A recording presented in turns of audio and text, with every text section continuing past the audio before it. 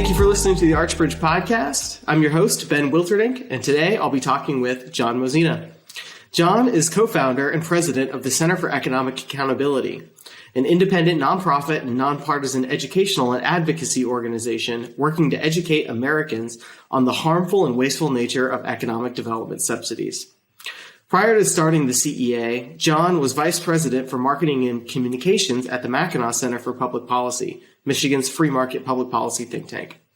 Before that, John spent 2 decades in the private sector, agency, and corporate roles where his clients often included economic development entities and programs. So, John, thank you for coming on today. Thank you for having me. Great. Well, I want to kind of just get started for people who, maybe have not really touched this issue at all. I think most people, when they hear economic development, they think, oh, that's a good thing, right? Like, we should have more of that. And in some ways, depending on the context, that's certainly true. So can you give us kind of just a quick 5,000-foot overview of what you mean when you say economic development subsidies or programs, and maybe why you don't like them so much? Sure. The easiest way to explain it is that state and local governments across the country, in every state and in most communities, there's some form of agency. You've got some form of state agency, your Michigan or Wisconsin or Georgia or New Jersey Economic Development Authority or corporation or something along those lines. And you see press releases talking about how they have, subsidized or incentivized, or some companies coming in creating jobs because of their partnership and the investment that they're making. Basically what that is that whether it's the state government, whether it's the local government, or any of the other 540 plus economic development agencies across the country, has made the decision to either give that company just straight cash, to give it a tax break, or to use one of the other slew of complicated tools like loan guarantees that they have to theoretically, and this is the important part, theoretically incentivize that company to create jobs. The idea being that that company wouldn't have come to your town or to your state and built that factory or that office or hired those workers if it weren't for the subsidy that they were getting from the government agency. So the argument is, well, it's worth it. They wouldn't be paying taxes if they weren't here anyway. So giving them a tax break, that's free money. Those of us who actually paid attention in economics class or have been awake sort of realize there is no such thing as a free lunch. And the issue is that most of the time it turns out, both from research as well as just from sort of straight basic common sense and living in the business world for so long, most of the time, these deals don't actually change what a company was going to do, which means that most of the time, any money that they are either given straight from taxpayers or that they are allowed to not pay in taxes that everybody else does is just straight wasted money that didn't need to be spent or didn't need to be taken away and then have everybody else fill up the back end. Some of the best examples of this, the famous examples, are things like Amazon's HQ2. They have billions and billions and billions of dollars to locate in your city or this city. Foxconn in Wisconsin, again, billions of dollars for what's turned into an absolute boondoggle disaster. And everything on down to, smaller things for your local community with we need to, this old mall needs to be turned into something, so we're going to give this company subsidies to turn it into a distribution center, something like that.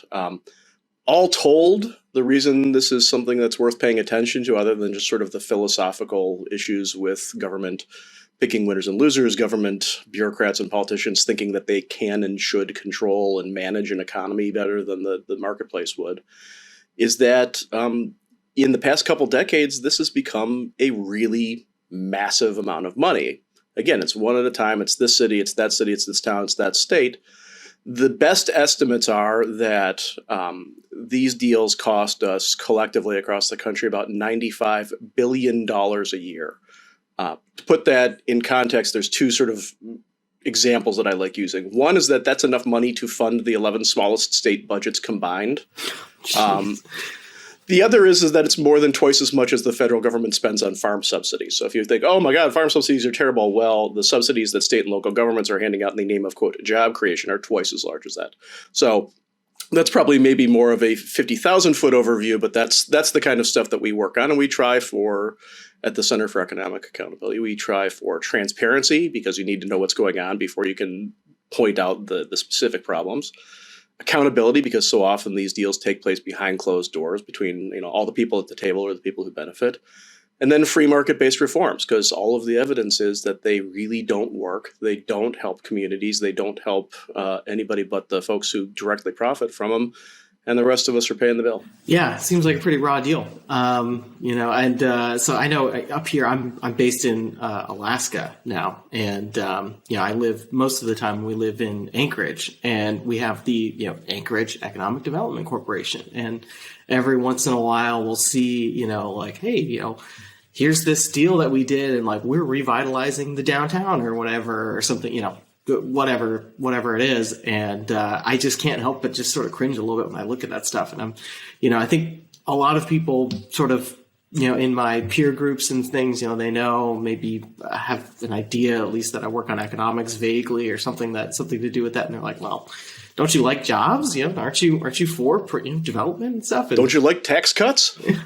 yeah, exactly. That's another really good one, right? They're like, oh, don't you like it that businesses can keep more of their own money? And I'm like, well, yeah, but the context really matters here. I mean, this is obviously something a little bit different. And sometimes, like you mentioned, it's not just a tax abatement or something like that, which is that's bad enough and distortionary enough. But sometimes it goes even further, and you're dipping into actual budgets that people have paid into.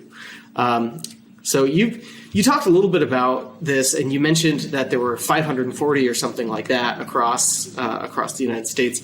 So what level of government are these things usually happening at? This isn't really a federal thing, right? This is is it mostly a local thing, or is it more of a state thing? Or? The federal government has its own set of problems, and frankly, there's enough folks like that out there working at the federal level and looking at things like the Export-Import Bank, the aforementioned farm subsidies. Actually, it's famous. There was one time where this actually did become a federal issue, which is that the state of Washington gave Boeing such a large sort of quote tax credit, I forget how specifically it was structured, that it actually triggered World Trade Organization rules, because it was so large that it broke WTO rules for being a national subsidy of a corporation that would allow Europe to retaliate because it was unfair to Airbus. That's how big the state's deal was.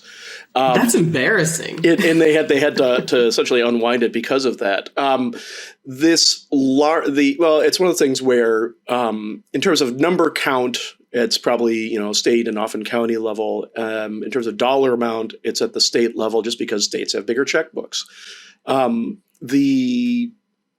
Like I said, the $95 billion is an estimate, because part of the problem is that these deals, these organizations, the very fact that a lot of them are corporations. I'm here in Michigan. We have the Michigan Economic Development Corporation.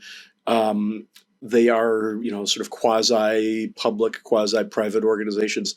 A lot of that is specifically designed to insulate them from transparency and to keep their deliberations, to keep their checkbooks out of public view. And that makes it really hard. Like I said, transparency, then accountability, then reform is our motto. And without the transparency, it makes it really tough. I will say that the worst state like this, I always enjoy telling the story, the worst state for model in terms of transparency and accountability is Ohio, where Jobs Ohio, their economic development corporation, is the state gave it the state's monopoly on the sale of liquor. And basically, they fund their economic development corporation from the monopoly on the sale of liquor to consumers and restaurants and the like. But the problem is that means that the legislature doesn't fund it and therefore has no oversight. I once did a event down in Columbus with, at the time, the House Majority Floor Whip, who complained that he couldn't get access to their books. They basically said, you don't have the right to see that. When the number 2 or 3 or 4 person in your legislature can't actually look at your economic development agency's books to see where the money's going. That's kind of a sign that something's squirrely. But because of this, there's very little sort of overall data that we have about how much actually is going out there. There's one tool, the Government Accounting Standards Board in 2015 created GASB 77, which says that if you are following Government Accounting Standards Board standards in your public accounting, which most states and municipalities do, you have to, in your annual financial report, you have to include figures for how much tax revenues you lost to tax abatements specifically for economic development purposes. The compliance with that is still pretty sketchy.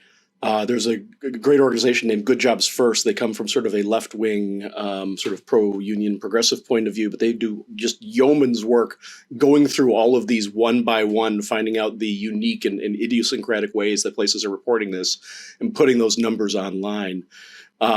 So we have those numbers, but when it comes to just straight grants or whatever, we will have to rely on these agencies themselves to report what's going on, and often even that's incomplete. Right. Or sometimes the way they report it is sort of like shaded with these rose-colored glasses of, like we spent this much, but this was the return on that investment, or that kind of thing. Yeah, which those sorts of reports get one of the things I say is that if you want to meet someone who hates these deals and who hates these programs, talk to a state auditor. Some of the most just wonderfully passive-aggressive things I've ever seen written about economic development programs were in official state auditor reports on various states' economic development programs and specific things, because those are folks who actually have access to the numbers, and the things they look at are like, well, you say you did this, but it's really more like a third. I remember like the Wisconsin Economic Development Corporation, the state auditor every year comes in by law. They have to every other year, and they say, yeah, you only created like 34% of the jobs that you say you did, or you failed to do this. You can't even tell us what this number is because you don't actually make anybody report to you despite the law saying you have to. And over and over and over again, that's a very common thing to see, that the people who do this, the county clerk in Cook County, Illinois, previously famous only for being the guy that the Blues Brothers were trying to get to in the movie.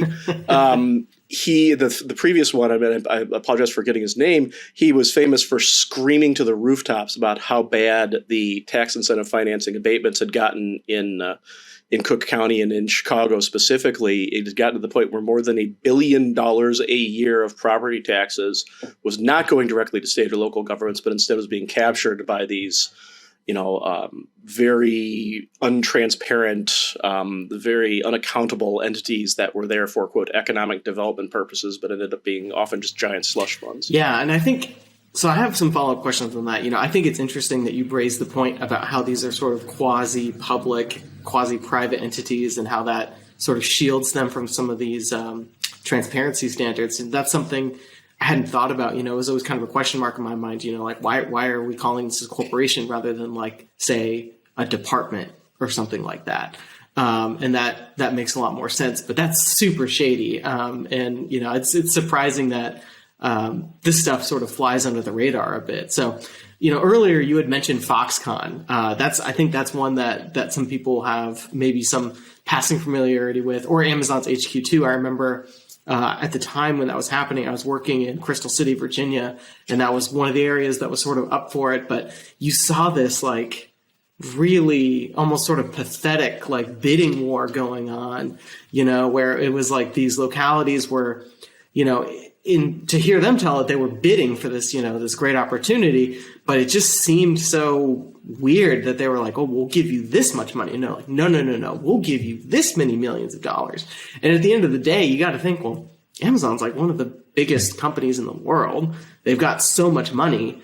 They're probably not paying. I mean, even if you looked at the amount of money they're getting in these tax abatements, it's probably not that much in terms of what they're bringing in revenue. So they're probably not making decisions that way. Or if they are, maybe it's not quite as responsible as they should. So can you run through maybe those examples or maybe some other examples of how this actually worked and sort of like what happened? And if you can, maybe what were some of the effects from that? Did all those promises get kept in the end? Yeah, and I wish that I could go more chapter and verse on Foxconn because it's so complex and it's in some ways still sort of out there in terms of what they claim is happening versus what's actually happening. That it's hard to get into. Amazon HQ2 is a much cleaner one to talk about from that perspective. I also, in the broad thing, Foxconn said that they're going to create this like state of the art manufacturing center. It's going to create all these great new manufacturing jobs. And it was going to just high-paying, high-tech manufacturing back to the Midwest. And the last I looked, the current zoning, or at least their last zoning request, was for a warehouse, not a manufacturing plant. It's a little underwhelming. Yeah, it really is. There's really just problems. I mean, there was people who lost their homes to eminent domain proceedings, and that now this land probably isn't going to be used. Everything down to they promised, this massive donation to the University of Wisconsin that they have as of yet not made and don't look like they're going to. But the easier one to talk about is HQ2 because it's a much cleaner and sort of more finalized situation. So as you said, 230 some different states or cities or regions put in bids to the Amazon HQ2 process. That included some places that had a legitimate shot. It included many others that didn't at all. And part of the reason for that is that there's some really good research done by some very smart professors who research this stuff. Two of my favorite who worked on this were Professor Nate Jensen at the University of Texas at Austin and Professor Eddie Molesky at Duke University. And they found that there's really, there's a political advantage when a politician, specifically, they were looking at governors specifically, can stand in front of the voters and say, I created jobs. That's the press release. That's the whole purpose. They stand at the ribbon cutting. They stand at the groundbreaking. Look at me creating jobs. And they actually found in one specific instance that if a Midwestern swing state governor is able to take credit for, quote, winning, unquote, 1,000 manufacturing jobs with a subsidy, they can see a swing of 9.2% among independent voters. Doesn't really move partisans on either side, but that's a pretty significant chunk. Anybody who spent any time around elections will tell you that 9% among independents moves a lot of elections. These are very powerful political tools.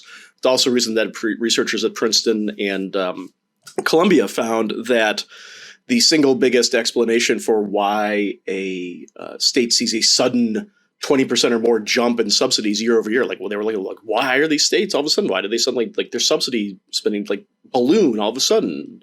And they looked at unemployment rate and they looked at GDP and there's no economic answer. And then they realized, oh, wait, it's the year where the incumbent governor's running for re-election. It was twice as likely as anything else to be the answer. So all sorts of, there's plenty more examples of this sort of political thing. But what they found, one of the reasons there were 230 cities, because there weren't 230 places around the country that Amazon might put its second headquarters, is that there's actually just political value for politicians to be seen to be making the effort, and they didn't want to be out there in front of voters and saying, well, we're not worth it, we're not good enough. So they would put out these things that were just nobody thought they were going to go there. Nobody ever thought they were going to go there. And some of them went just over the top in an effort to get the media attention, to get people to pay attention. There were places, I think it was New Rochelle, New York, that offered Amazon their own island. It was a former army base, I think. It full on Dr. Evil for Jeff Bezos with the own island. Another place, I forget where it was, Vermont maybe, that offered to rename the town Amazon. Municipalities right near the Denver-Fort Worth airport offered this big chunk of land on a 99-year lease, and there was nothing in the deal about getting the land back if the project didn't happen. I joked it was a better deal than Queen Victoria got for Hong Kong. I mean, it was just some of this stuff was absolutely ridiculous. The amounts of money on the table were insane. And the thing is that two things sort of everybody pretty much knew. Anybody who was really watching this stuff knew there was going to be one near New York because that's where the talent was and where a lot of the customers were. And there's going to be one near DC because also that's where a lot of Amazon's customers are, because Amazon makes a lot more money off of its web services sort of tech company stuff than it does off of shipping you products and products through Amazon Prime. And the one in New York sort of fell apart because of the politics there, and they didn't want to have to deal with the unions screaming about them. But the best example I have of why, we talked about, you asked a question like these subsidies are they're a lot of money, but they're really not enough to change business decisions. And this is the perfect example of this, is that, so two of the final locations, as you mentioned, were in Bethesda, Maryland and Arlington, Virginia. Those two places are the two locations. You look at them on Google Maps, they're about 10 miles apart as the crow flies, a half hour on the metro or whatever, depending on traffic. Maryland was offering more than $7 billion in subsidies, more than Virginia was. And Amazon ended up in Virginia because they liked sort of the broad business climate there better than they liked the climate in Maryland. It made more long-term business sense. Half hour apart, you're basically dealing with the same workforce, all this sort of stuff. $7 billion they left on the table for that. Their VP for public policy later admitted, it was basically just about workforce. The incentives, they kind of matter, but not really. And then a little while later, it came out, Bloomberg Business Week broke the story that the whole start of the entire giant beauty pageant that they did was not that Amazon really cared about the subsidies, because obviously they didn't, because they left $7 billion on the table. Same thing happened in New York, where New Jersey was offering $5 billion more across in the river in Jersey City than they were in Manhattan or in Queens. But what it came out was that Jeff Bezos was personally jealous of Elon Musk's having gotten the biggest public subsidy to date for a Tesla factory, and tasked his people with go get me a bigger subsidy than him. It was rich guy jealousy. And I guess we should be glad they've moved on now to competing by firing rockets into space than that. But it was pretty much just that kind of every worst, Occupy Wall Street caricature of how these decisions get made was it apparently, according to the Bloomberg's reporting, at play in that situation. Yeah, nobody looks good in that story. But they're being enabled by these politicians. And so, one thing we were kind of chatting about a little bit before we started recording was public choice theory and sort of how, for those who might not be familiar, I mean, the way that I always sum it up is, politicians have incentives, and sometimes they act on those incentives, or oftentimes they do. People don't stop being selfish just because they're in positions of power. Yeah, in fact, sometimes it kind of goes the other way. I think most people kind of they understand that, at least to some extent. And obviously the best things happen when those personal incentives are aligned with public good incentives. But occasionally, as in cases like this, those are really kind of in a mismatch, right? So if somebody brings in, if whoever won that deal, or, I'm sure wherever they ended up, I get in Virginia, I'm sure that the mayor was right there, helping, cut the ribbon, or, that's a very highly visible thing. They can post on their social media of I did this. They can sort of take credit for it in some ways. And that obviously provides this huge incentive for them to want to do that. Do you think that really accounts for a lot of what we're seeing here? Do you think that there is sort of how did this get started? Was it really just that blatant of just, this is what we want to take credit for? Or was there any kind of argument to say, this actually does tip the scales for businesses, maybe not big businesses like Amazon, but, maybe smaller, mid-sized businesses, especially maybe areas that are competing more regionally? Is there what's the best argument, for this kind of thing? And is there anything to it? Where did it start is it's actually a funny story, in that I argue that America's sort of founding instinct was really a complaint against corporate tax breaks, in that the Boston Tea Party, we were learned the colonists didn't like the tax on tea, so they threw the tea in the harbor. That's kind of true, but what really got them pissed off was that the British East India Company did not have to pay that tax on tea. and they had a tax abatement on the tea tax, and the ships that they went onto in the harbor and threw the tea into the harbor on were the British East India Company's ships. They were ticked off about the special treatment that they didn't like the taxes, but they especially didn't like that the big politically connected company didn't have to pay the taxes, and they were the ones that they were directly complaining about. So I sort of like the fact that America's founding instinct was against corporate welfare. The other side of that is, amusingly, apparently the first instance of a subsidy by an American government was to Alexander Hamilton in, I believe, New Jersey, in a company he was starting up. So, that puts a little damper on the musical for me. But you asked the question, does it matter? Did it ever matter? And the answer to that is actually kind of, yeah, sort of, that there's a better argument for this model working in the older sort of industrial age economy. One of the nicknames, and you see that one of the nicknames for these kinds of subsidies is smokestack chasing. It's one of the things that's been called for a long time. And if you look at how sort of America's great industrial age cities grew, it's that factories opened up, they had a lot of jobs, and then people moved from, frankly, all over the country to those places, factories or ports or steel mills, to take those jobs, and that's how those cities grew. I live on the outskirts of Detroit. That's how Detroit grew. Detroit, the auto factories opened up. There were humongous numbers of jobs that needed to be filled, and at the time, there were a lot fewer farmers needed. People were losing their jobs, and the Great Migration happened from all over the South, and they moved to Detroit, Pittsburgh, Cleveland, Indianapolis, Newark, Baltimore, all sort of the great industrial cities. That happened because there were jobs, because the factories were there.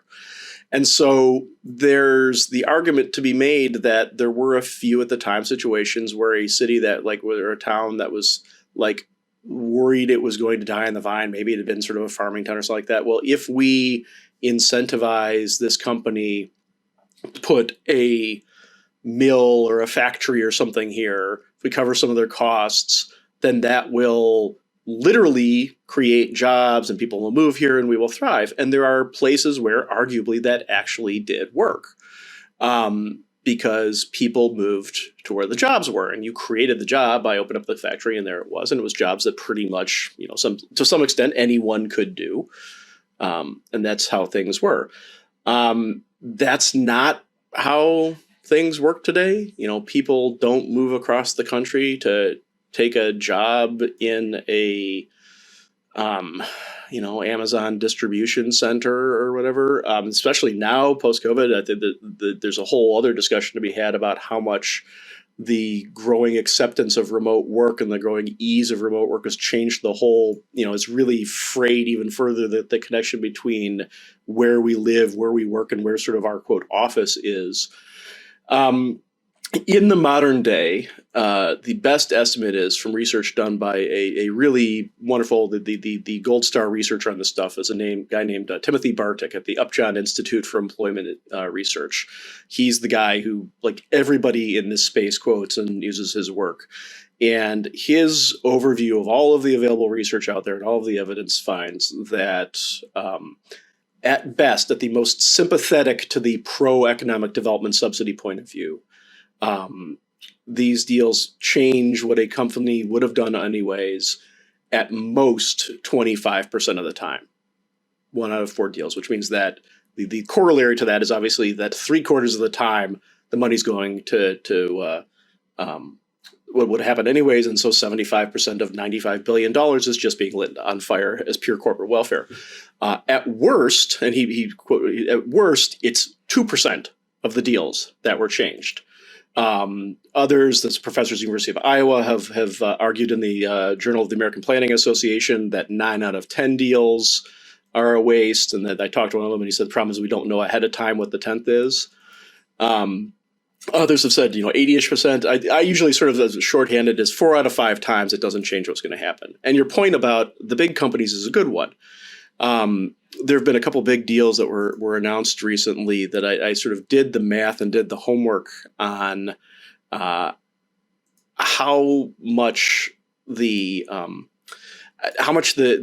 dollar amount at play compared to the company's finances. And so again, I live in Michigan, and just yesterday, on the 25th, General Motors in the state announced that GM was going to be getting $820-ish billion from the state, and there was going to be more from the city and county to build a battery plant next to an existing auto factory they have here near Lansing, Michigan.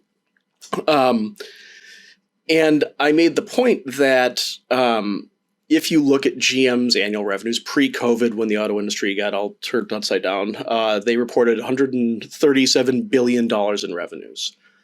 When you work that out, the 820-ish million that they're getting from the state over the course of multiple years in tax breaks, it's about 2 days worth of GM's corporate revenues. Okay. And I actually happened to be testifying yesterday to a Michigan State House of Representatives committee hearing, and they're looking at a bill to create even more subsidies, because apparently being third or fourth every year in states that hand out tax breaks isn't good enough for us. And I said to them, I made the point, look, this is 2 days worth of their corporate revenues. They're talking about how critical a facility this is for them. I said, if this is really that critical facility, and they're actually changing their decision about where to put it because of 2 days worth of revenues spread out over multiple years of tax breaks, then they're incompetent and they should be fired by GM shareholders, because that's not a good business decision to make. More realistically, they didn't change their decision. It's just going to there was a U.S. senators flew in from D.C. and the others, this 20 or 30 politicians all backslapping and congratulating themselves over bipartisanship and how wonderful it was. Meanwhile, Michigan's taxpayers are well, that's $824 million we're not going to have to pay, not going to have in the budget to fix roads or schools or anything like that, or it's $824 million more that they're going to have to take from other taxpayers. Same thing happened in North Carolina, where again, the 830 something million deal with Apple to build sort of an East Coast R&D campus in the middle of the Research Triangle, and they said, oh, well, we needed to do this because we were competing with Ohio for this facility. And as someone from Michigan, I'm contractually and constitutionally obligated to talk trash about Ohio. So I can say, look, ain't nobody putting an artificial intelligence research facility in Ohio. There are not roving bands of unemployed AI researchers in the state of Ohio. If you're doing CrossFit, maybe, but not AI. So the idea that the Research Triangle, in the middle of Duke and UNC and NC State, Wake Forest, all those folks that no, you're competing with Ohio, and no national review of where the AI industry is, no metric of where the employees are. They were going to North Carolina because that's where the people that they want to hire are. I mean, they put look, Apple makes over $1 billion a day in revenues. Again, your 830 something million over 30 years, it's just not going to, they're going to spend that amount of money filling their pop machines, much less where they're going to put this mission critical place. It's just not there's no meaningful way that you can look at those numbers and say, well, clearly this is what made the difference. And we know what makes the difference is when companies aren't actually having to say this to comply with state laws that say, well, you can only give these when it's making the difference between one state and another. So every company and every bureaucrat knows, well, we have to come up with something to say to justify this. Well, just say Ohio, nobody will check. Yeah. There's every year Area Development Magazine, which is sort of the sort of trade industry of the site selection, trade journal of the site selection industry. Every year, Area Development Magazine surveys corporations about what factors go into their site selection decisions. And this was the 35th year that they've done that. This was the 35th annual survey. In that survey, state and local incentives came in 9th in importance, slightly beating out shipping costs in terms of relative importance to the thing. And that's the thing is that it's not that they don't ever matter. You sort of hit on it, that the bigger the company, the bigger the project, the less likely it is that these things are going to matter. The smaller the company, the more likely you actually might be able to put something together. But look, I said, look, when it came to North Carolina and Apple, Apple has way more money than North Carolina does. Apple could pay for North Carolina's entire state budget out of its profits last year and still have something like $30 billion left over to pay to return to its shareholders. The power and monetary imbalance between big multinational corporations and even big state governments is way out of the whack with what people think. Oh, well, we need to help this company. No, this company could help us. Like, they've got more money than we do, and that idea just doesn't connect with people. In that study that you mentioned, or the site selection sort of magazine, do you recall what were the most important things that they were looking at? Yeah, number one, always and forever, is skilled workforce. And today, that's how business works. It's where are the workers that my company needs to succeed, especially in a modern sort of knowledge economy. Yeah. That's absolutely the thing. Is the modern knowledge economy, as you put it, is so much. It's based on knowledge. It's based on what's in people's heads, and that's really what matters. And if you have those skills, you're going to be employed most likely, and if you don't, it's going to be a lot harder for you. Which goes to the point is, like, a lot of times when they talk about job creation for these subsidies, it's not actually that they're hiring unemployed people, because rarely are the kinds of jobs that they're creating going to unemployed people. Maybe if it's like, a distribution center or something like that, and there's people who can just sort of sit there and work on conveyor belts, sort of as they used to be able to do that in a factory where there's like low skill labor. But the reality is that most of the time it's just it's subsidizing a company to steal its competitors' employees. We're going to compete better for like engineers or programmers or whatever it might be. Number one, always and forever, workforce. Corporate tax rate is a big one. Quality of life is a big one, because that ties very heavily into workforce. Broad quality of life drives workforce. We look at the places around the country that are growing the fastest, and they tend to have some kind of, whether it's unique or desirable quality of life. Maybe it doesn't appeal to everyone, but it appeals to a bunch of people. Whether it's Phoenix, Salt Lake City, Austin, Research Triangle, used to be Silicon Valley before things there sort of went to hell for various reasons. Denver, places like Atlanta, places that are a lot of people want to live there, because they're good places to live. New York City, that's one of the things that it's always had. It's always had that unique quality of life. You either want that or you don't, but it's a unique quality of life. Infrastructure quality is a big one that really matters in a lot of places. Broad overall corporate tax rate also matters, ranked highly. Land cost and construction costs. General regulatory climate is a big one. And that was that's one of those kinds of things that shows up in places like where Amazon shows. I noted that at the time that Amazon made its HQ2 decision, one of the things I look at is the rich states, poor states ranking by the American Legislative Exchange Council. And Jonathan Williams, who's the lead author on that, is a good friend. And when you look at who wins these things, it tends to be the states that are pretty high on their ranking of the states that have the kinds of factors that create a climate that businesses like.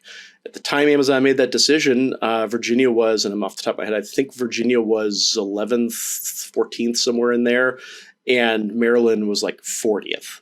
And you see that when they're going to leave $7 billion on the table to go to a state that has a better regulatory climate, all of those sorts of things. So there's all these different factors. Energy costs is one that's been over recent years. Energy reliability and cost has been going up as we see that. I mean, when Ford Motor Company announced it was putting a bunch of plants down in Kentucky and Tennessee for electric vehicles, people lost it here in Michigan. Oh, why aren't they here? It's like, well, because our energy costs are like, orders of magnitude higher than theirs, partially because they've got the Tennessee Valley Authority and partially because we've got a duopoly in energy here.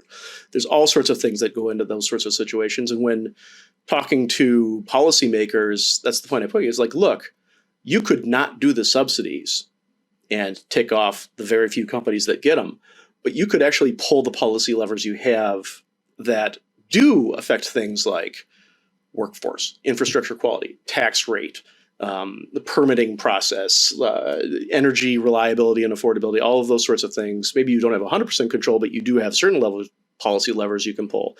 Focus on those things because those are improving the business climate for everyone, right? Including small businesses, which is realistically and I know Archbridge has talked about this, some of the stuff that Scott Winship's looked at is that small businesses and entrepreneurship, that's a much better predictor. That's a much better place to go. Like one of my friends and longtime colleagues, Mike Lefebvre, who was the Senior Director of Fiscal Policy at the Mackinac Center for Public Policy, pointed out that for all of the billions and billions and millions of dollars that we've thrown at big corporate subsidies, the number of jobs in Michigan today that have come from companies moving in from out of state is at 1% or less of the workforce.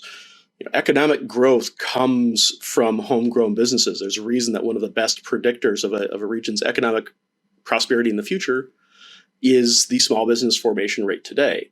The problem is that a lot of times these subsidies are actually found to specifically work against entrepreneurship. They discourage entrepreneurship. They weight the scales even further in the balance of the big incumbents and make it harder for the small folks to compete. Yeah, I think, okay, so you hit on a couple of things there I want to focus on. So one of them, in particular, it's really good to, it's great to hear the mention on rich states, poor states. I used to be involved in that report a long time ago when I worked for Jonathan. What are some of the, you mentioned regulatory burden, you mentioned corporate taxes. When you're talking to policymakers who are actually interested in creating more jobs and not just looking like they are, but like for real creating more jobs. So what are the kinds of things that you tell them to focus on? I mean, so those are the top two, obviously, that you've already mentioned. So I want to ask you, are there other things that you talk about that are, let's say, actual economic development? So that's one thing. And then the second thing is, you mentioned here about, Archbridge, we've done some work on this. It's like something like half of all businesses and employment in America is small businesses. Like by far the most job creation comes from not just small businesses, but sort of like what they call these growing businesses, right? So these startups that are in their like maybe between second and fifth years of development, where they're actually growing their workforce. Those are the companies where you see a lot of actual new jobs coming from. Exactly. So the obvious costs from these development subsidies, right? The lost tax revenue or the sweetheart deals that are given out. We can see those to some extent. Obviously, there's some transparency issues, but once you kind of get past that, you can sort of quantify it. But there does seem to be sort of a more hidden cost here, right? Which is, you touched on it just a moment ago when you talked about depressing entrepreneurship, weighting the scales in favor of the big guy against the little guy. So I guess those are the two things I really want you to kind of elaborate a little bit more on. So what are the actual economic development ideas that you think would work for states and localities? And secondly, what are those hidden costs that we don't see from these other subsidies that maybe are a little bit more of the unseen costs from them as well? Yeah, the world of economic development is basically just ground zero for the old concept of the seen and the unseen, that what is seen is the job creation, and that's what's in all the press releases and everything, and the unseen is all the downside that are the costs. And when they talk about ROI, it's amazing the amount of ROI claims they can make that don't actually measure any actual costs. So let's start with the question of what can be done and what do I tell policymakers. And part of that comes down to actually trying to look at their unique circumstances and their situation and what kind of opportunities and challenges their constituents face. Just yesterday, I was talking to a lawmaker who was up in state lawmaker representing a district in Michigan's Upper Peninsula. She has an iron mine in her district, and that's pretty much like the local economy centers on the iron mine, and that is something where it is most of the ore out of that ends up in vehicles made in Detroit and elsewhere around the Midwest, and it's largely at the mercy of everything from like international tariffs to broad economic threats. I mean, there's very little that they can do there to control whether or not the mine stays open. I was talking to her about like, well, what do we know about sort of rural economic development? And I was pointing her toward the work, among others. This is the one nice thing I'll say something about Ohio State, which is Dr. Mark Partridge at Ohio State University is really one of the nation's best and smartest thinkers on the topic of rural economic development and what actually makes rural communities be places where there is opportunity or whether there isn't. And a lot of that, I mean, the fundamental answer is that it comes down to entrepreneurship. And to some extent, I had to say to her, like, look, there's not a lot of really great stuff. You know, there's no silver bullet. I mean, there's no silver bullet for any of this stuff, but there's certainly not a silver bullet for rural communities. And part of the problem is, remember, workforce is the number one issue for site selection. The defining characteristic of a rural community is that there's not a lot of people there. There isn't much of a workforce there. That's why we call it rural. It's inherent in it's inherent in the definition of the community. So you're already at this just inherent disadvantage. But over the centuries, rural communities have there's like culturally and economically that they there's things that you do if you spend time in rural or sort of outside urban communities. You realize that it's there's this whole sort of semi-formal economy. A lot of people have sort of second, third jobs, side hustles. They kind of work with their buddy on this one thing. They're kind of this other place. They're not really on the books, but they come in and help. It's the farmers when there's not a lot to do during the winter. There's this. The wife runs like some sort of business like Amazon Marketplace or Etsy or something like that out of the house. And the internet has actually made it much easier to do a lot of that sort of stuff. So there's actually more opportunities. It used to be that they could sort of only really sell to each other, maybe there's some mail order stuff or whatever, but there wasn't much of that. The internet has actually made it easier for people in rural communities to take that sort of native entrepreneurial spirit, to take that entrepreneurial sort of side hustle, side gig culture that has been so much of a part of healthy rural communities for such a long time, and to then apply that to the world as a whole and to appeal to larger audiences. Yeah, good things can happen when you have access to markets. Yeah. So, one of the things I said to her is like, look at some of the policies, whether it's local stuff about like land use and zoning and whatnot that make it harder to have a business out of the house, with permitting and licensing stuff that makes it harder to do a side job, the tax rates and burdens on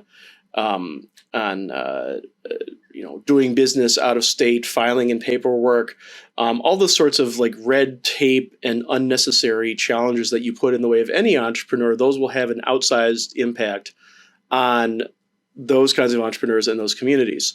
Then there's just sort of the general stuff that the same thing. What's your corporate tax rate? Whether it's how much do you have to pay for other things? How much are you paying for energy? How hard is it to get reliable internet service? All of those sorts of things. So what's an issue there might be different than what's an issue elsewhere. Some of them are similar. I said I live right outside Detroit. I was talking to some policymakers in the Detroit area, and I said, the example I used was our beloved Motown Records. People, any party you go to in Detroit, it's just, you play Motown, everybody loves it. It's just our thing. What a lot of people outside the city don't realize is that Motown, Berry Gordy, the founder, what he did was he bought a duplex on this residential street back in the day. And he put a recording studio downstairs, built the studio, and was in the garage at the back of the house. And then he had an apartment upstairs where he installed his wife and infant kids. And it was incredibly successful. And as the business got too successful, sort of outgrew the downstairs, started buying up houses in the neighborhood. One became like, oh, that's where they put the sort of sales and marketing. There's one where they put sort of what the practice space. There's another one where like it was the sort of talent development area, and where they dealt with the radio stations, all sort of stuff. And it's now it's on Berry Gordy Jr. Boulevard. They renamed that stretch of road after him because of the incredible benefits he brought to the city and all that sort of stuff. I make the point that today in Detroit, and Detroit's not the only city guilty of this. This would be true for virtually any other city. In Detroit today, there is zero chance that a modern day Berry Gordy could get the permits and variances and other forms of was necessary to do what he did. Zero chance you're going to be able to get a variance in a residential neighborhood to put a recording studio of people coming and going and like still live upstairs, or to turn the zoning in this residential facility into the place where you've got your sales and marketing team, et cetera, et cetera, et cetera. This is a city that sued its own zoning board of appeals for approving a billboard on that exact same stretch of road that they didn't like. So when you talk about things like zoning, land use, that sort of stuff, like it sounds wonky. Like, how much does that really matter? For entrepreneurs, especially in the inner city, who are trying to make a go of things and who maybe don't want to have to, don't have the money or don't want to rent office space right off the top, it can be the difference between success and failure. If Berry Gordy had to go build a commercial studio someplace else, he wouldn't have had the money to do that. He took a loan from his family to do it, and he had to pay them interest. That's the kind of thing that goes into this sort of stuff. So there's a lot that goes along those lines. Again, the broad stuff, energy costs and reliability, education is a huge one. Workforce and education are directly connected. I tend to believe that better education comes with more choice for families and for students. So the more that you can create educational systems that create better outcomes for as many kids as possible by giving them as many choices and options as possible, that's going to end up paying long-term economic benefits. Just basically how much do you take in taxes? Look at the places that are growing. They tend not to take that much in corporate taxes. Another issue with Detroit is that city's got, I think it's usually top 4 when the Lincoln Institute for Land Policy does their every so often review of the various big cities' tax policies. Detroit's usually top 4, number 1, if not top 4, for both commercial and industrial property taxes. Yeah, they abate those for the big companies, but they don't abate those for the small folks. So the small folks are paying the full freight while the big folks get a break. Yeah, I think, that's probably one of the worst features of a lot of these different subsidies and deals that happen. I see that, when I used to work on state business climates, you'd see sort of these competing models, right? Where you had one model that was, let's keep tax rates low. Let's try to keep energy costs low. Let's try to make an easy business climate in terms of regulation and zoning authority, home-based businesses. Let's make that all easier and just let it rip, let 1,000 flowers bloom. And then you had sort of the opposite approach was let's have really, really high tax rates, really, really regimented everything. And then we'll just do these little piecemeal carve outs whenever it comes up. And it's not surprising that, that might get you more visible wins, but it's not an effective long-term strategy. And I think the past, decade or maybe even 2 decades or further, maybe into the 90s has really sort of shown a divergence between those two economic models. Well, I think I joke that that the more unfortunately, there's a copyright on the more traditional name for economic development agency, which is Soviet. That the idea that politicians and bureaucrats can and should be making decisions about what's best for the economy, and that they're able to fix market inefficiencies or market failures by handing out the right amount of money and picking the industries and the businesses that are the right ones. And, we're going to become the center of mobility or the center of this tech or that tech or whatever. Yeah, you see that a lot. Yeah. That's just the idea being that, this was the story of the last century, where the idea of is central planning or is the free market more effective at creating prosperity? We had those arguments. Turns out the free market is a lot better. It's the equivalent of North versus South Korea. It's East versus West Germany. Hong Kong of under the British versus China under Mao. We saw this happen, but for some reason and it's not for some reason, we know why. It's for political value that we somehow like fall back on the concept that, well, if we don't have elected officials and bureaucrats like micromanaging this and doing all these subsidies, then all the jobs will go someplace else. They have to be making these investments. And the one of the really frustrating things about it is that they act as if they're sitting there doing all this due diligence and they're being super thoughtful about what to do and what not. When you actually get the numbers, and it rarely happens, but sometimes you're able to, we'll often find that like a state economic development agency will fund something like 95% of the deals that are brought to it. Which, considering that like a venture capitalist or somebody like that with their own money, might fund 5% of the deals. It's just like, you're not, what they're doing is they're essentially putting, money on every horse in the race and then sending out a press release when their horse wins. Like, well, yeah, but you didn't talk about all the horses that lost or fell down or wandered off in the other direction or never even showed up for the start of the race. One of the lines that I use all the time is that these deals don't exist to create jobs. They exist to make voters believe that politicians are responsible for creating jobs. And that's certainly not to say that every elected official or even every agency staffer or bureaucrat is doing this in bad faith. Absolutely not. I talk all the time with elected and appointed officials who are trying to do the right thing. Maybe they don't know any better. Maybe they're like, well, this is all we got until it comes along. Maybe they're like, well, that research seems logical and it seems to make sense, but like, can we afford to take the risk of not doing it? Especially when our neighbor and competitor is doing it. Yeah. I always say, like, if all you're doing is shooting yourself in the foot, then yeah, unilateral disarmament's a great idea. But like, that's not, the first they have to believe that they're shooting themselves in the foot.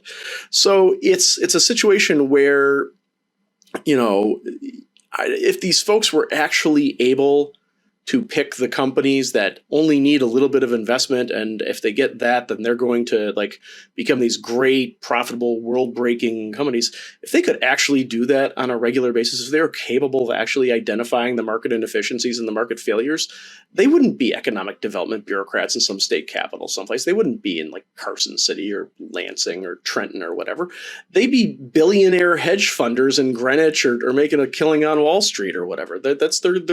If you could actually do that, if you could beat the market like that consistently, you're not doing it on behalf of a state government. You're doing it on behalf of your own back pocket. So, even like a small look at this stuff from the standpoint of just basic common sense starts making it really clear that it doesn't work. The problem is like I said, there's 540 economic development agencies plus. That was the membership of the National Association of Development Organizations, their trade association across the country. And all of them are busily engaged in punching out press releases and talking points and events to convince people that this stuff is necessary and important. And there's sort of three poles of power in these things. There's the elected officials who create and then approve the programs. There's the companies that cash the checks, and there's the bureaucrats who administer the programs. And all three of them have every incentive to keep the train running. None of them have any personal incentive to stop it from going. And as long as voters keep rewarding the politicians and leaving that incentive in place, that public choice incentive in place, very little is going to change. So, from our perspective organizationally, the way we fix this is by changing the way people think and feel about this. It's helping them understand that there are very real costs involved. That's until we change that climate of public opinion, like reform's pretty much going to be practically impossible. Any meaningful, lasting set of reforms. Yeah. And, like most things in a representative democracy like ours, it starts with us. I mean, that's where the buck stops. And so I really appreciate you coming on today. I love the model, right? Transparency, accountability, reform. That is the Center for Economic Accountability. John, thanks again for coming on with me today. Thank you for having me. I enjoyed the discussion.